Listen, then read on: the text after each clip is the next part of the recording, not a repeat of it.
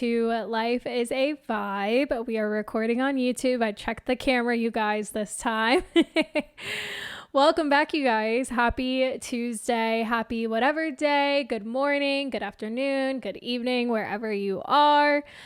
How are we feeling? How are we doing? I wanted to have this podcast up, when you guys first woke up this morning, but that was not the case.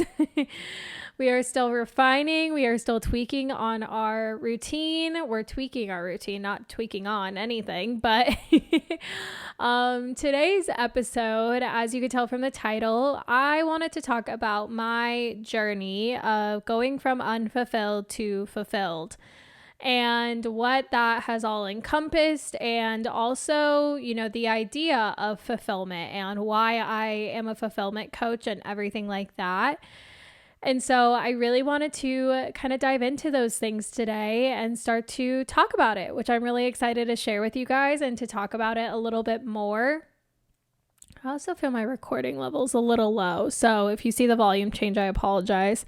So yeah, that's what we're going to do. But before we get into it, let's just kick off with some nice 3 deep breaths. So if you're able to close your eyes, unless you are driving, feel free to close your eyes. And let's just go ahead and take 3 deep breaths together. So go ahead and take that first inhale in and exhale it back out. Second one in and exhale it back out. Last one in. Hold it at the top. Release in 3, 2, 1. Exhale it back out. What's going on in my world? Things have been going well. I finally feel like I'm fleshing out my routines. Things are coming together in my home. I'm feeling really good getting ready for the new year. My December goal was to just set some really good foundations down for 2023. So I've been waking up early. I've been getting my routines together. I've been figuring out, what days am I doing what and things like that. And it's just been feeling really, really good. I've been a lot more busy, which is nice. I've been back to doing some freelancing, which has also been good. And so there's a lot going on, but I am feeling really good. Oh, I also got my copper IUD out, you guys, which is amazing. I'm going to do a podcast soon on, my whole hormonal journey and everything like that. I want to give it some time until I've been done with the copper IUD for a little bit, just so I have things to report back on. But so far, it feels good. I am supposed to have my period this week, and I've already noticed I just don't have as much cramps right now. And I don't know if that's like a direct reflection of me getting rid of the IUD, but we shall see. So I'm feeling really good today. I got that done yesterday, feeling really good today. And things have been going really, really good. Another thing I wanted to announce is December Masterclass is coming up. That is going to be going down on December 20th at 7 p.m. Central.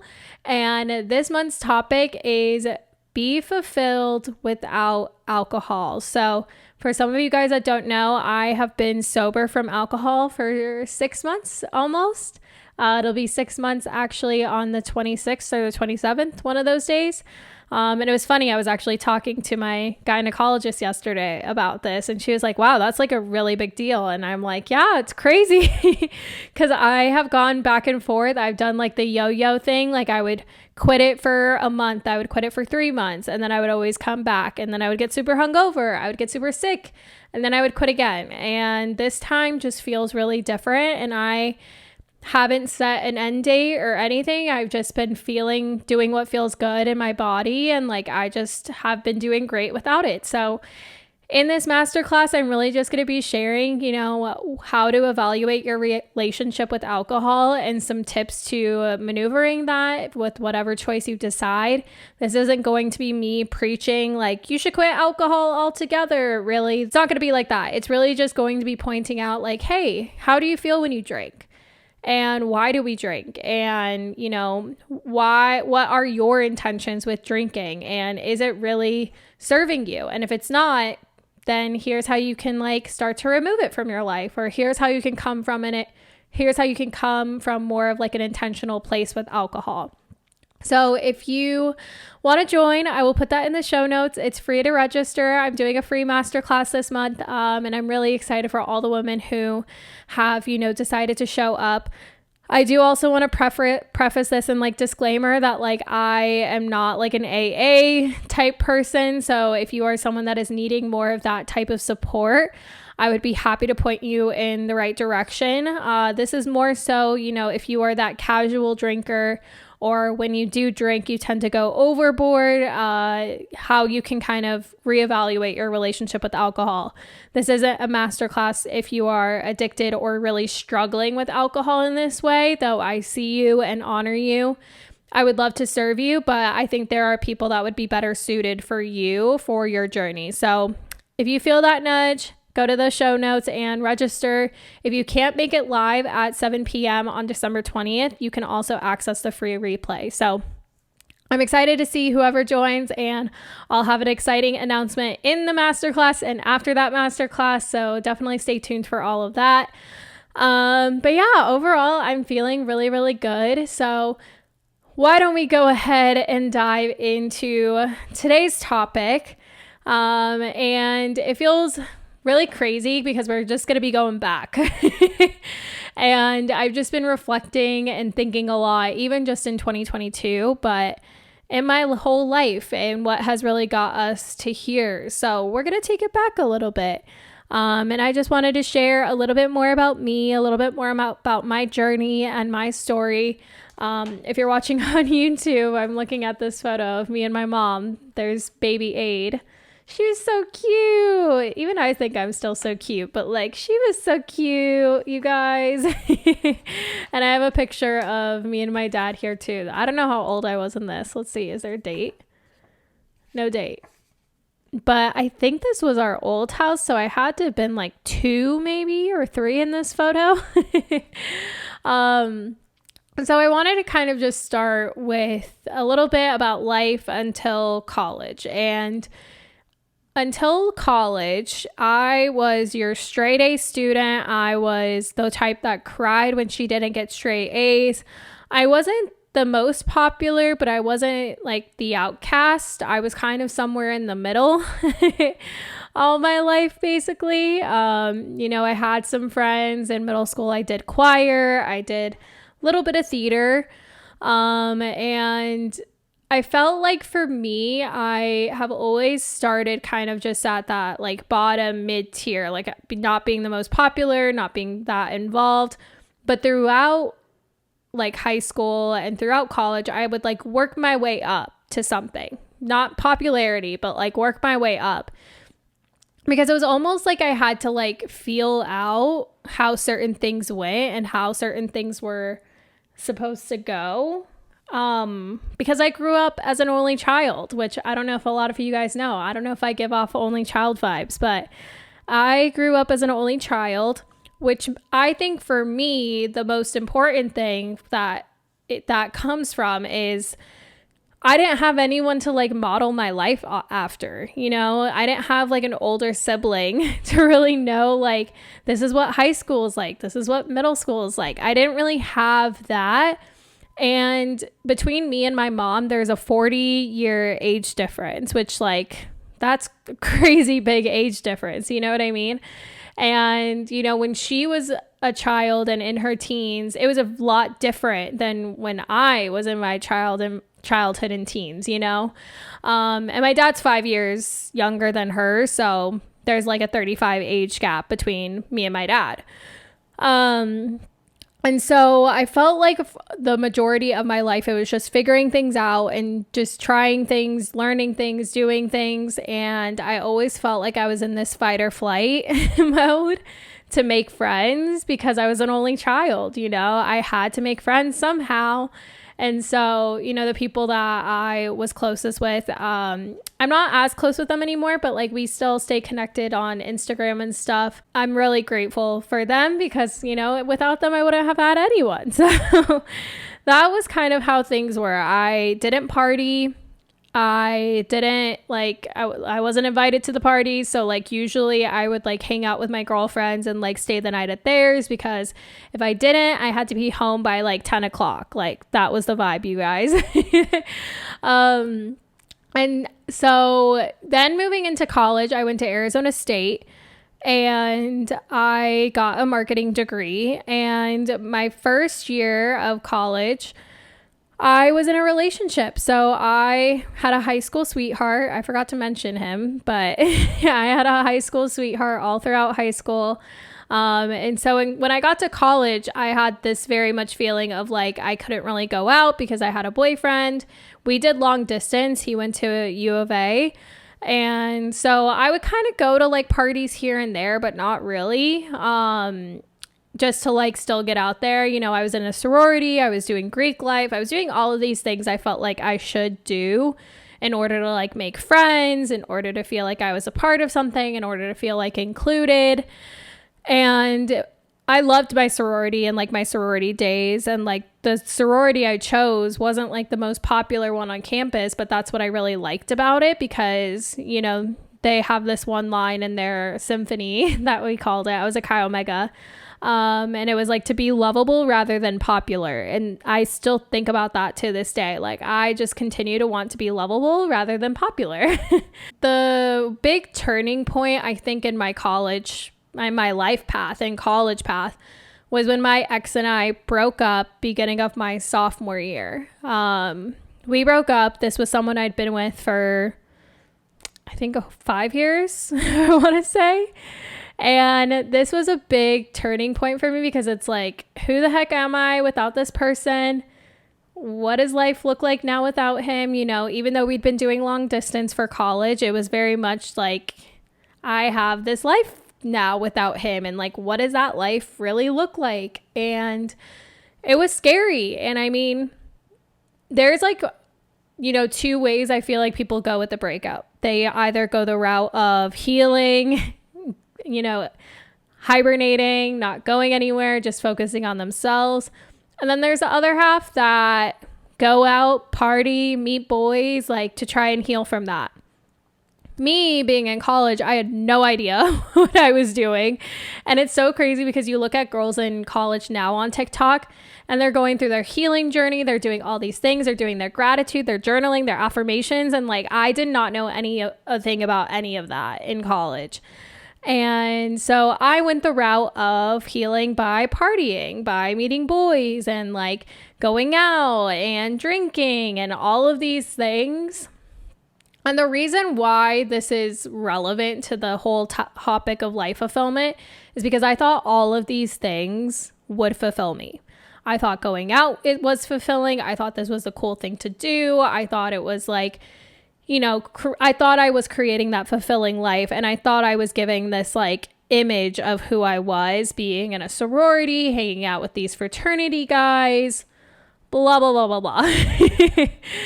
And I share all of this because it's just crazy when I look back at that phase of my life, but I don't regret anything because it's brought me to here, and I've learned so much from that. And like, I just think about, had I just stayed home and not done anything, like I probably would not be sitting here. Like every decision you make in your life leads you to somewhere. And the decisions have led me here, and I'm pretty content with where I am, you know? And I am just so grateful for, you know, past Aid for making mistakes and doing these things, because she learned from it and she grew from it. And so that was basically the rest of my college experience. From the time that breakup happened until I graduated from college, it was a blur of, you know, on one hand, I was doing all of these amazing things with school. You know, I was getting some straight A's in like some, you know, semesters. I was in the honors college. I was, you know, getting my marketing degree. I could have graduated early. I was doing student government. Everything on paper looked so good, right? But then on the other part, there was a girl that was hurting, that was healing, that was like looking for validation in the form of boys, drinks, and food. And she was just lost, honestly. And it's crazy looking back at that duality, right? That duality of everything looks so good on paper, looks so good on the gram, whatever. But on the other side, there was some pain going on there. And there was, things that were out of control, And I don't even think my parents really know how bad it was, but it was pretty bad. And I even, brought it up to Chase, like, I would have like a full Domino's pizza to myself if I felt alone. Like if I got home from the night, like I would go pick up a Domino's pizza and I would eat the whole thing. It's just crazy looking back at those times. And I really feel for her and what she felt, but that is what I thought was a part of that life, right? I thought I was creating that fulfilling life and doing all of these things. And some of it, yes, and some of it, no. Like succeeding and doing those things that, I was happy to do, like being in student government and participating on campus and stuff like that. Like, yeah, that was partially fulfilling to me because I felt like I was contributing to something. Needless to say, I was definitely very much in a cloud. And it wasn't until I graduated that I was like, whoa, there's a whole world that I just was like not participating in, really. I was so bogged down by being involved on campus, by being in a sorority. I was also a fraternity sweetheart. Like on my calendar, all I really cared about was like, what are we doing? Where are we drinking next? What festival are we going to? What rave are we going to? What show are we going to? Like I was so bogged down by all of those things that when it was time to graduate and 2 months later it was time for me to move out, I was like, whoa. I mean, I was also, you could see the visual effect that the past, couple years had because you could see it in my face and you could see it in my body. I was basically wearing, by the weight that I had put on, what I was going through, essentially. Becoming an adult and moving into the post-grad phase, and I was in a brand new city all by myself. That was where I really started to dive into like, okay, what does it mean to, work this 9 to 5? What am I doing outside of my 9 to 5? Like, how do I really show up and be successful in life? Because before then it was like, how am I successful in school? How am I getting these straight A's? Like, how am I being successful in these ways? And I'm wording things in this specific way to show you that for me, I've always lived under the belief of not being good enough. And so I used to tie success with being enough. I used to tie having a boyfriend with being enough. I used to tie, being social and doing all of these things and having friends and having a big friend group with being enough.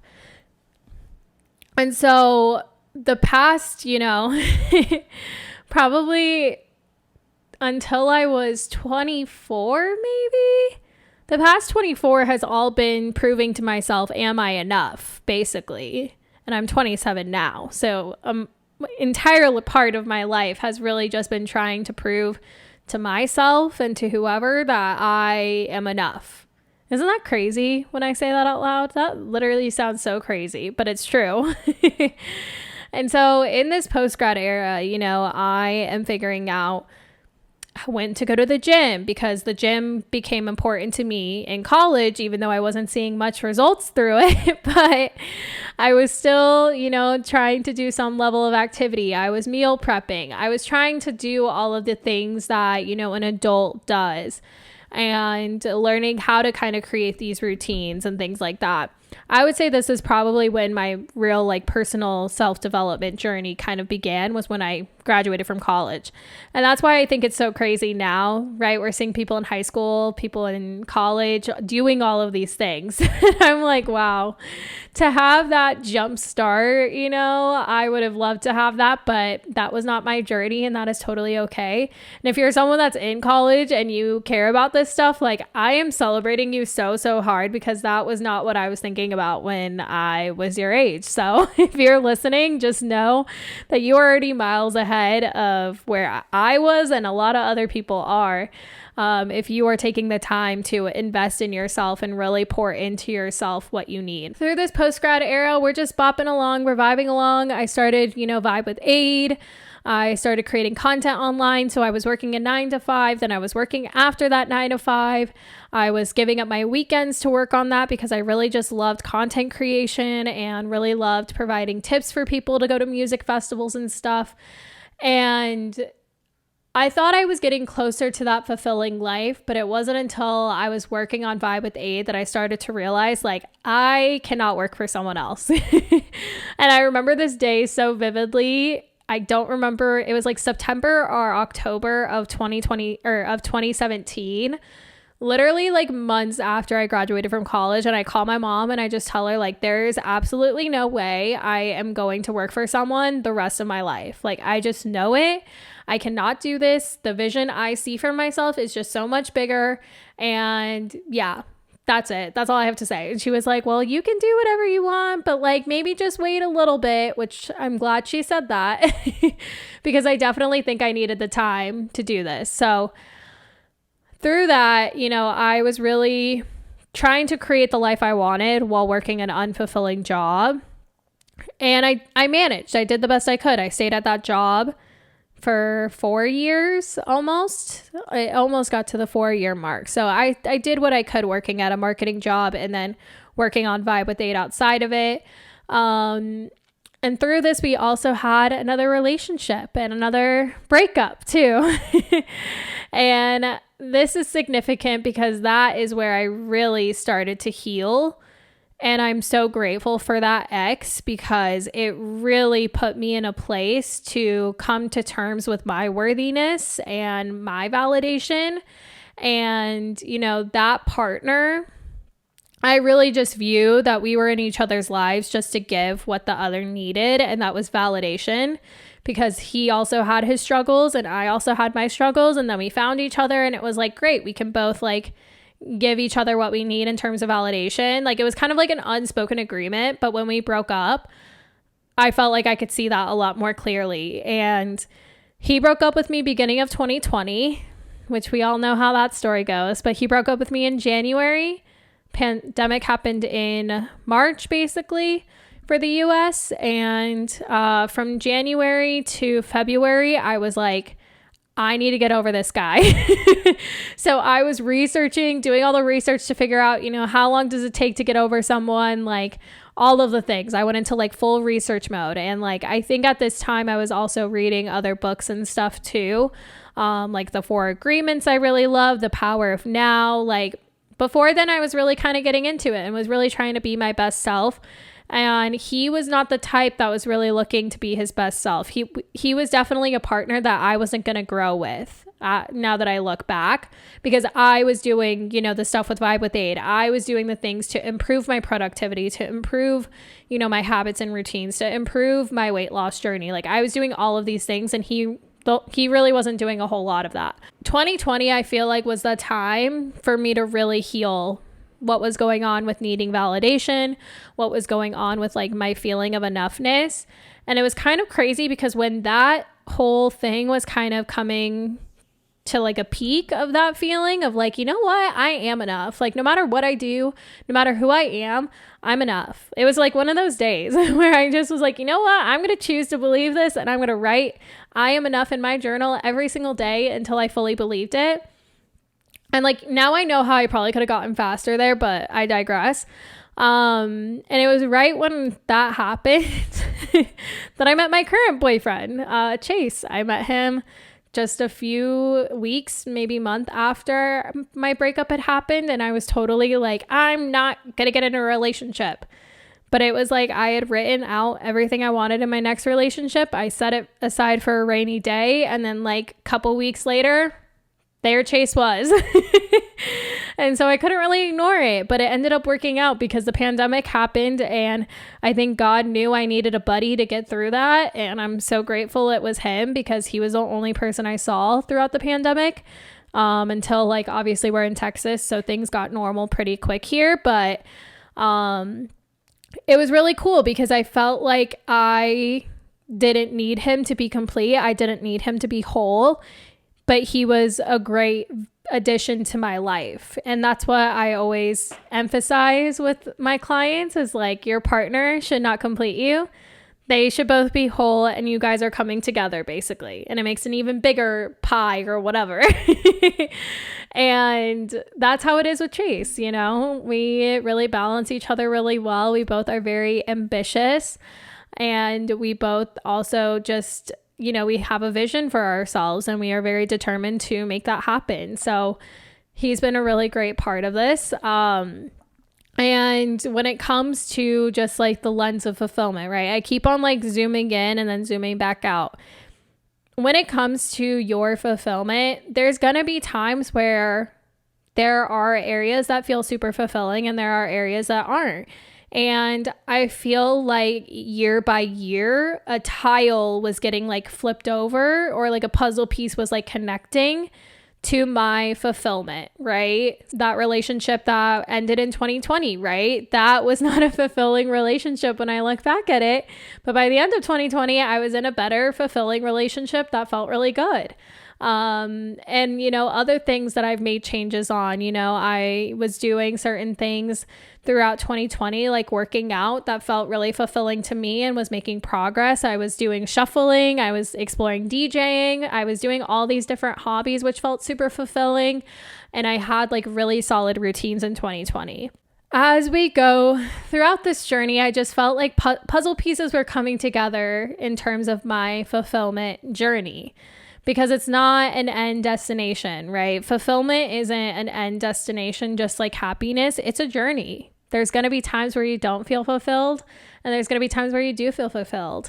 And I always like to rate it, right? Like I ask my clients, how fulfilled do you feel on a scale of 1 to 10? Because on that scale, it's always going to be temporary. It's never a definitive rating because one day it might be a 1, the next day might be a 9, you know? And so that is a great way to gut check yourself is like, how fulfilled do I feel on a scale of 1 to 10 and why? And you can also do that by an area of your life, right? Go through finances, go through home, go through relationships, go through all of these things to figure out what's not fulfilling for you right now. Quick water sip. Whew. Now we move to 2021, which is another pivotal point for me because this is the year that I finally quit my 9 to 5. Woo! The crowd goes wild. This was the year that I said, no more. I'm going to work for myself. So I probably will do a full episode on, you know, what I've learned since quitting my 9 to 5. You know, it's going to be 2 years since I started this coaching business in March. It'll be 2 years since I quit my 9 to 5 in February of next year. And again, just so crazy where we're at with this. But needless to say, I started working with a business coach beginning of January, Maddie Maple, my girl, my queen. And it was crazy because I made that investment in her, which was like a pretty big investment for me at the time, to start working with her as a coach. And things just started happening and I had no choice but to quit my 9 to 5. My last day was like February 5th. And that day I launched my coaching business. I started taking practice clients and then I did my first launch and booked it out in March and April. And then like the rest is history. We've been here. And in that, my 2021 was amazing, but if I could describe that year, it was adrenaline, it was edging burnout, but it was also excitement because the world was normaling out and, you know, my business was so supported in that first year. My business is still so supported, but when you launch a business, you know, a lot of the times you're not going to make like, you know, that much of an income in comparison to your 9 to 5 even sometimes. And when you launch a business, like sometimes you have losses, right? Some first year businesses report losses, which was not the case for me. So it's crazy when you look at all of that. And it was so exciting, but I also got so burnt out because I was creating content, I was coaching, and I was also marketing freelancing just to make sure, I could keep the roof over my head, which I was able to. And I even was able to, make more than what I made at my 9-to-5, which was so amazing. But what I've learned is like when you become a business owner and when you start serving people, it requires some next level ups that you're not prepared for, And when you look at the grand scheme, right, from what I described, from when I was a baby until that first breakup, I was 19. You're only growing so much each year. And from 19 until that second breakup in 2020, which I was, how old was I? 25? Yeah. From 20 to 25. Again, just doing some more sustainable growing. But the growth I've had since quitting my business in the past 2 years, I am like rebirthing and dying and rebirthing and dying and leveling up like once every 3 months, it feels like, because doing this type of work requires you to step into your higher self. And each time that higher self just keeps getting higher and higher, you know what I mean? So last year was really just like, okay, this is how it feels. And it was so fulfilling to finally step into that. And it's been so amazing.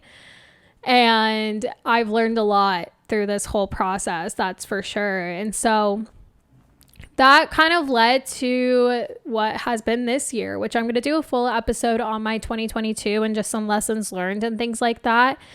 But at this point in my life, I can say I do feel very fulfilled. Like, obviously working for yourself does come with some challenges. It does come with like some limiting beliefs to work through. It does come with like some things to always worry and stress about. But at this point, I could say like I feel so fulfilled. And if like the rug was taken out from under me and I lost it all, I know I would be okay. But I still would be upset because at this point, like when I look at every area of my life, I know that there are some things to still work on, and I know that there are some things to still fix, and there's still always stuff to improve on. But I can say with every area of my life, I feel really good and I feel really fulfilled. And I used to be a purpose coach. Then I moved to like a life coach. But being a fulfillment life coach has been, honestly, it has felt so good, because when I look at the phases of what my life has, it really does come down to, was that fulfilling to me? Was I really living up to that fulfillment? And was I really choosing things that felt good to me and were fulfilling to me? And through this, I've also learned about human design, which I'm a generator, which if you are a generator, you light up the world by doing things that light you up. And it has really helped me decide and to see more of, some of those decisions I made that were like, I did those things because I felt like I had to, or I felt like I should have done it. And you can see that like when I was doing those things, I was giving my power away. I was giving parts of myself away. I wasn't really living up to how I wanted to show up, If I could go back and tell baby Aid, like, hey, you didn't need to go out. You didn't need a drink. You didn't need to be someone you're not. You can just be who you are, and those people would love you and find you, right? If I could go back and tell her that, I would. But again, like, she went through all of that, and now I'm here 6 months sober from alcohol and just fully embracing myself without alcohol, which is like so crazy. And I would probably cry about it, but I've already done my period cry for the week. And so right now I just feel really good about that. And that is what I coach, the people in my business on, my clients. My hope for them is that they walk away feeling like just a little bit more fulfilled in at least one area of their life, but also knowing how to set those boundaries to creating that fulfilling life. Meaning, like, if someone is super toxic in your life, starting to set that boundary to distance yourself from them. Because when we start to do that, you open yourself up to more fulfilling relationships and friendships. And, you know, if you are not happy or fulfilled with your job, which you can still live a fulfilling life without that, but I feel like our job and our income makes up a lot of our life fulfillment a lot of the times, because we do put that on a pedestal. But if you are really at that point where it's just so toxic, it doesn't feel good, you feel uninspired, it's not really helping you at all, then could be time to let go of that job. And I think a lot of people might be unsure or hesitant about working with a fulfillment coach because it's not as concrete as like a mindset coach, right? Or it's not as concrete as like a routine coach, which, surprise, I work with my clients on mindset stuff and routine stuff because that is how we create a fulfilling life. We work on what's going on in our mind and we take action and put some systems into place to create that fulfilling life. And I think a lot of times people don't know that or they don't see that. But I also think there's a fear with hiring a fulfillment coach like me because you really have to come to terms with what is not filling your cup up and what is not fueling your life or fulfilling your life. And when I look back at this story of mine, there were those points where I had to be real honest with myself of like, this is not feeling good to me. This job is not feeling good to me. Being hungover for 2 days is not feeling good to me. You know, eating unhealthily is not feeling good to me. Drinking on the weekends is not feeling good to me. You know, there was a decision and a turning point for me to decide that these things were no longer feeling good to me, which meant I had to change, which is terrifying and scary. But I knew that for future aid, this was the best choice to make. And I think that is why a lot of people might be fearful to work with someone like me and to work with any coaches, right? Because with any coach you work with, whether it's like a business coach, a money manifestation coach, or confidence coach, or, you know, all these different types of coaches out there, is because you really have to come to terms with what is not working and what is not serving you, and you have to change. You don't have to. I've had clients, you know, get all the learnings, do all of the things, and still not fully change because there's a level of fear still keeping them from that. That is still keeping them comfortable, but is also still keeping them in pain too, and hurt, and whatever it may be. So this wasn't like a big spiel to do my coaching services, but it really is to talk about, you know, where my story began and where it is currently and why I'm so passionate about life fulfillment. Because when it all comes down to it, you know, is this fulfilling to you? Is your life fulfilling to you? Does it feel good to you or not? And do you want to do something about it, right? And, you know, I think there could be a whole episode too about when is it time to hire a coach, right? When is it time to work with someone? But I just trust that the people that want to work with me, they'll know when it's time, right? And my soulmate humans, that if they are ready for me, I am so ready for them too.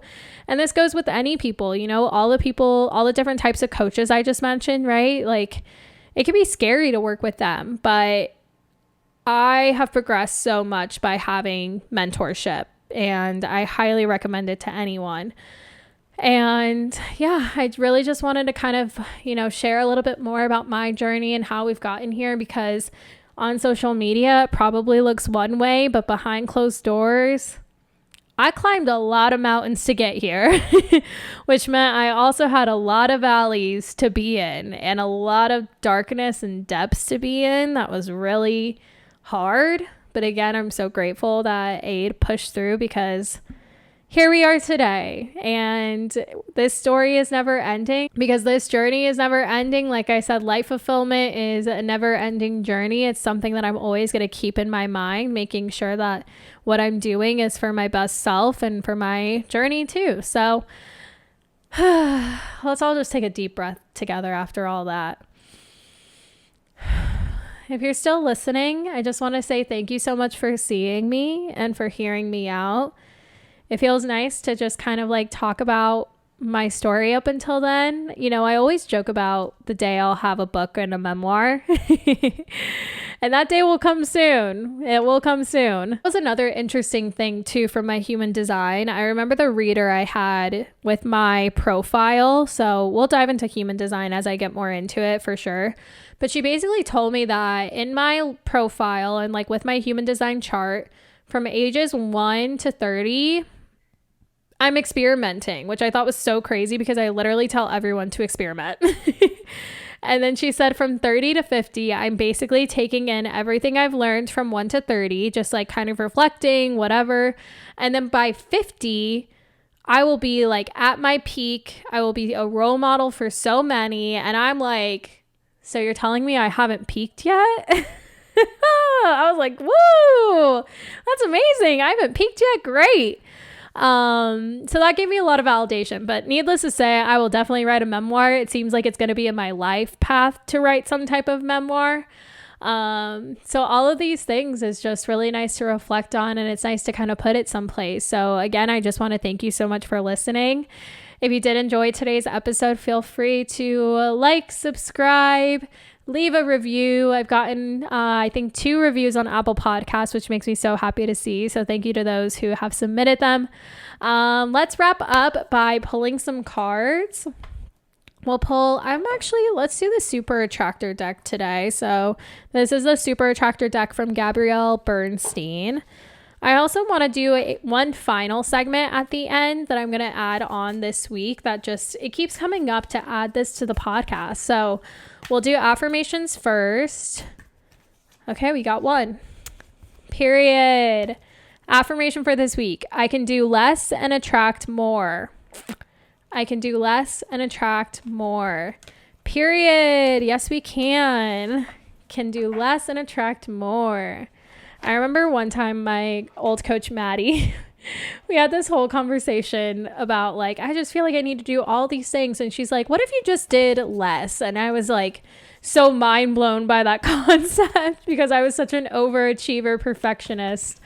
So I just always think that's so funny. Okay. Higher self for the week. Oh. Ooh. Okay. That which you resist persists. What you embrace dissolves. Worry is a form of praying for what you don't want. Negative situations often persist because we feed them energy with our attention. When we offer no resistance, they wither and fade away. Become aware of all you are resisting and then make the conscious choice to simply let it be and let it go. For my worriers, if you're worrying about something, find a way to let it go, because if you are worrying so much about something that hasn't even happened yet, or you have no concrete evidence to go off of it, it's just going to grow and it's going to persist and you might manifest it. And that's not to make you afraid of that, but I used to worry so much about, the ex that I talked about that was like my post-grad ex going into 2020. I used to worry so much that he was going to break up with me, and you know what? He broke up with me. I'm grateful for it, but I was worrying so much about that. And then the universe was like, yeah, here you go. He's going to break up with you. So needless to say, let it go. Anything you might be worried about, try to find a way to let it go. I find a way to like write it out, journal it, and get it out of my head. And then I'm like, all right, I'm just going to leave it up to God, leave it up to the universe. And that's all I can do. The final segment I wanted to share is I've been talking a lot about like how can you get 1% better on my stories. I've been talking about this for a while. It's from Atomic Habits, where he just talks about getting 1% better with your routines, getting 1% better with your habits, blah, blah, blah, blah, blah. So I'm going to add this as a segment just to share how I am getting 1% better this week. And in hopes, maybe you can think about how you can get 1% better this week. So for me, I am getting 1% better, which I've already done, and I'm so proud of myself for. But I got ahead on my social posting and content creation and all of that. So this week, all I have to do is literally go to the app and like post. I like batch created my content so well. Obviously didn't do it with this podcast. So that's my next step, is to get better with batch creating the podcast. But I got 1% better like that, which feels really, really good. It was like, you know, a big task. So it's probably more than 1%, but you get the idea. So I want you to think about how you can get 1% better. If you want to tag me on Instagram, you know, with the link to this podcast or whatever, ask yourself how you plan to get 1% better. And I would love to know. And if you want some accountability, feel free to tag me on Instagram stories. But yeah, I hope you have a wonderful week. Thank you so much for tuning in. Don't forget to follow me on Instagram and on TikTok, YouTube, all the things at Adriana Simona. The username has now changed. I think I talked about that in last week's episode. I hope you have a good rest of your week. Thank you so much for tuning in. And don't forget that life is a vibe. Okay, bye.